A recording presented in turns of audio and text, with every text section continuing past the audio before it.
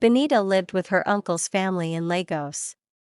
She had lost her parents at a young age and had nowhere else to go. Her uncle, out of obligation, took her in. However, life with her uncle's family was tough. They made Benita feel like she didn't belong. Every day, Benita would wake up early to help with household chores. Her uncle's wife would criticize her, saying she didn't do things right. Her cousins would ignore her or make fun of her. Benita tried hard to fit in, but nothing seemed to work. At night, Benita would cry herself to sleep, feeling lonely and unwanted. She longed for the love and care of her parents. She wished her uncle's family could treat her like one of their own. Benita's life was a never-ending nightmare. Her uncle's family blamed her for her parents' death, calling her a witch who brought misfortune upon them. The words cut deep, and Benita felt like she was living in a prison. Every day, Benita's uncle's wife would berate her, reminding her of the alleged curses she brought upon the family. The children would join in, taunting her with cruel songs and laughter. Benita tried to ignore them, but the pain and sadness lingered. Benita would often escape to her small room, crying and praying for relief. She asked God to intervene, to give her the strength to leave the house and start anew. She longed for freedom from the abuse and neglect. Benita's uncle John and his wife Elizabeth had been struggling to make ends meet before Benita's parents' passing. But after inheriting Benita's father's properties, they sold everything and invested in businesses that flourished. Their wealth grew, and they lived luxuriously, but Benita remained a distant, unwanted relative. Her cousins, Joshua and Cynthia, his uncle's children, would mock her, singing cruel songs that implied she was cursed. They'd say she shouldn't try to harm them like she allegedly did to her parents. Benita felt isolated, powerless, and heartbroken. She longed for her parents' love and protection, but they were gone. In her small bedroom, Benita would cry and pray, asking God to send her a helper, someone who could rescue her from this painful life. She dreamed of a better future, one where she'd be loved and valued. Though her situation seemed hopeless, Benita held on to faith, believing that someday, things would change. Benita sat in the kitchen, eating a leftover food, and tears streamed down her face. She thought about her life before her parents passed away, how they lived in luxury, and how her uncle would visit and receive warm treatment from them. She remembered the times her parents gave him money and how they loved him dearly. As she ate, Benita's mind wandered to her current situation. She felt like a slave in her uncle's house, treated poorly and given only leftover food. She longed for education, for a chance to better herself, but her uncle seemed unwilling to help. With newfound determination, wiped away her tears, and decided to approach her uncle. She longed to ask him to support her education, to help her attend university or learn a skill. She prayed silently, hoping that this time, her uncle would show her kindness. God, please touch their hearts, she whispered. Give me the courage to ask, and may they see the good in helping me. With a deep breath, Benita walked out of the kitchen, ready to face her uncle and ask for her future. Benita walked into her uncle's bedroom without knocking. Her uncle frowned.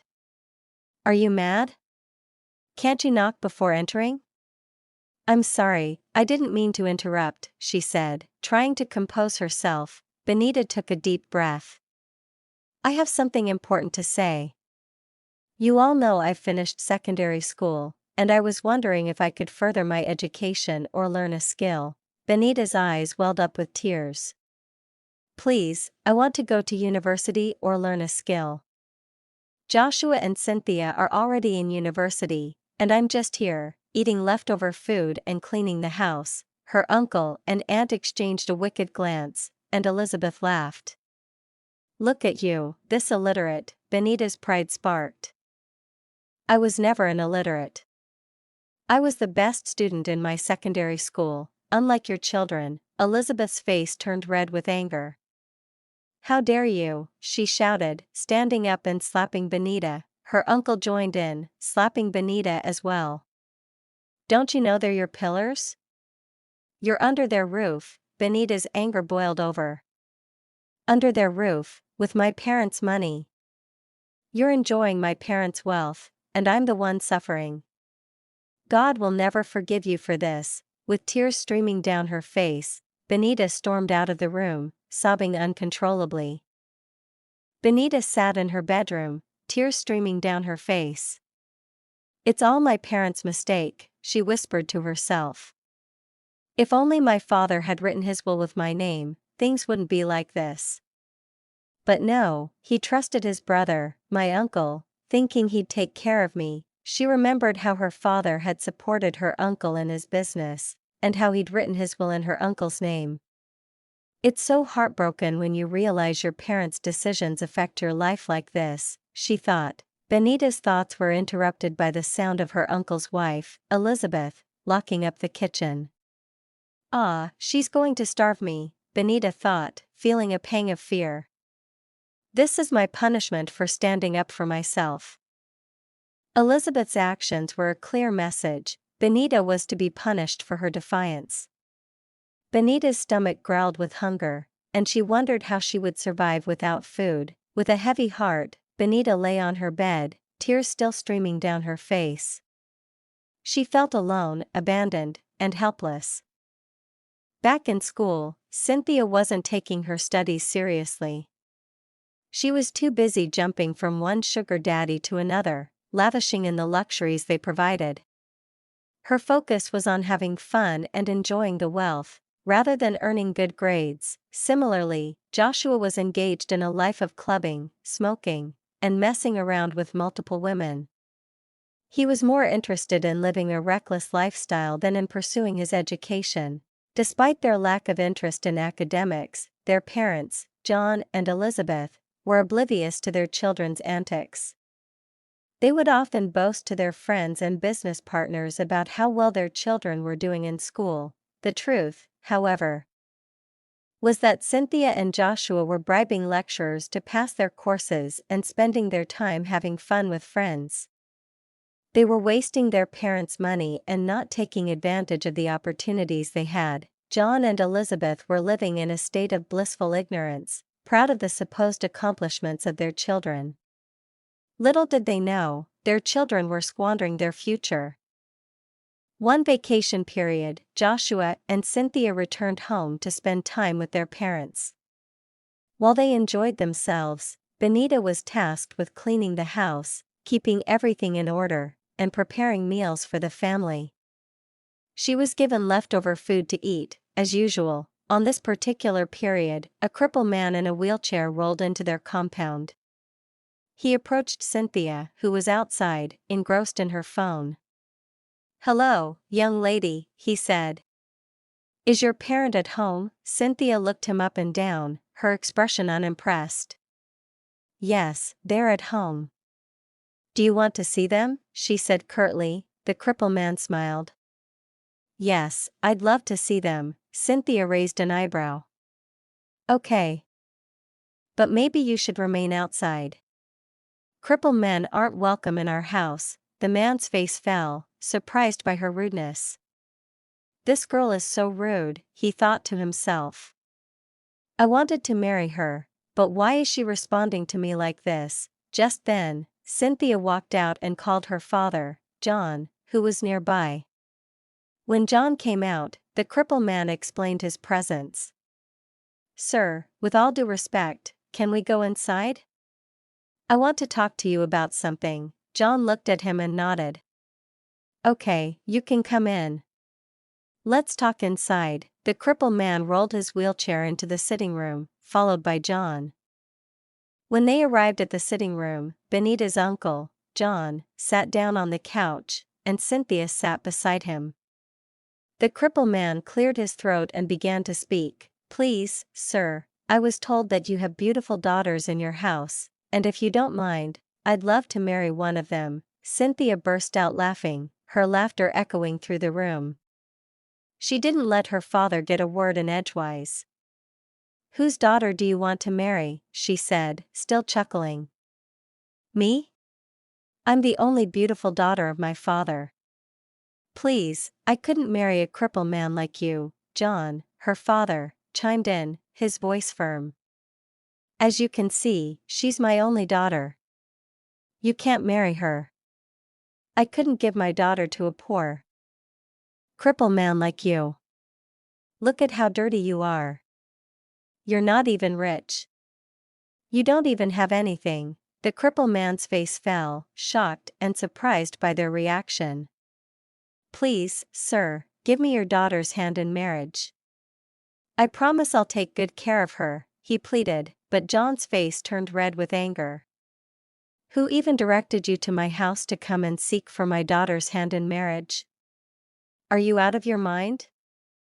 Don't you know your type? Just then, Elizabeth, John's wife, came out and asked what was going on.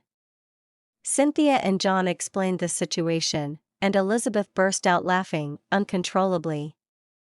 Don't you know that we have his type in this house? She said.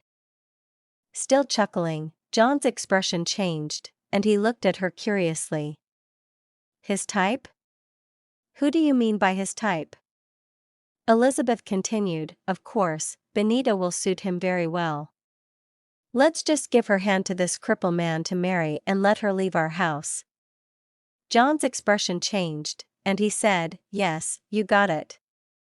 She is the one he's looking for. The cripple man was surprised, but John turned to him and said, young man, you should have told me whom particularly you were looking for.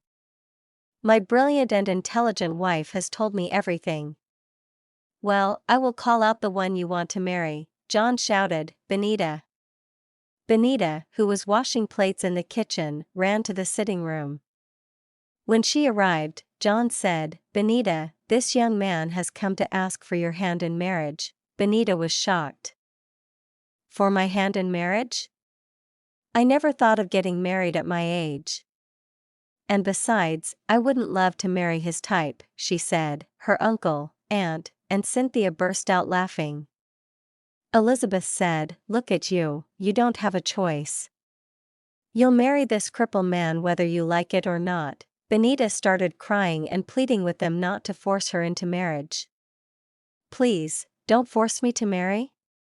I'll marry when it's my time, when I decide to marry. The cripple man intervened, please, Benita, marry me. I promise to take care of you.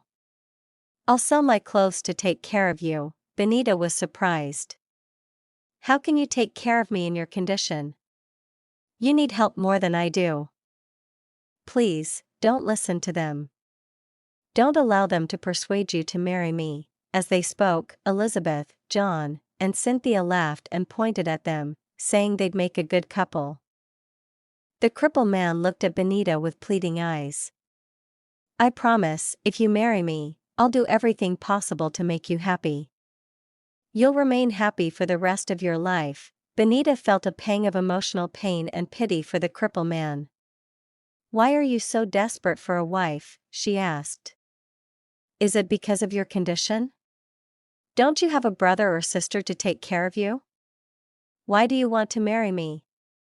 I'm still a young girl, and I don't want to suffer at my age. Please, look for someone else. The cripple man looked at her with determination.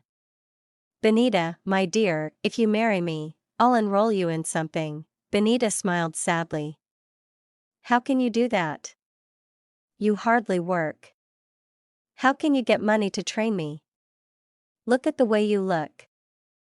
I'm sorry to say this, but you look so dirty and tattered. I believe you don't have much to take care of yourself, let alone a woman, her uncle interrupted, his voice firm. Young man, don't worry. She's already your wife. You don't need to do anything else. Go and come back in 2 days' time to pay for her bride price and take her home. Benita's eyes widened in shock. Uncle, how could you say this? Are you forcing me to marry a man I don't want? Her uncle's face turned red with anger. Leave the sitting room before I lose my temper, he shouted. Benita fearfully left the room and rushed to her bedroom, breaking down in tears. The cripple man asked Mr. John, what's the requirement for paying the bride price? John smiled and said, "Don't worry about anything. Just come with whatever you have, and bring your parents if you have any. If you don't have, you can come alone. I'll give her to you in marriage, and you can do whatever you want with her." Elizabeth and Cynthia burst out laughing at this. The cripple man bowed and said, "Thank you, sir. I appreciate your kindness." John nodded and said, "You're welcome. We'll be expecting you on that day." As the cripple man left, he wondered how an uncle could treat his niece like that.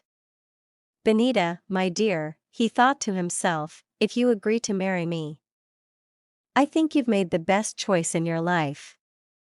I'll soon show everybody who I am." Meanwhile, back in the sitting room, John, Elizabeth, and Cynthia were making fun of the situation.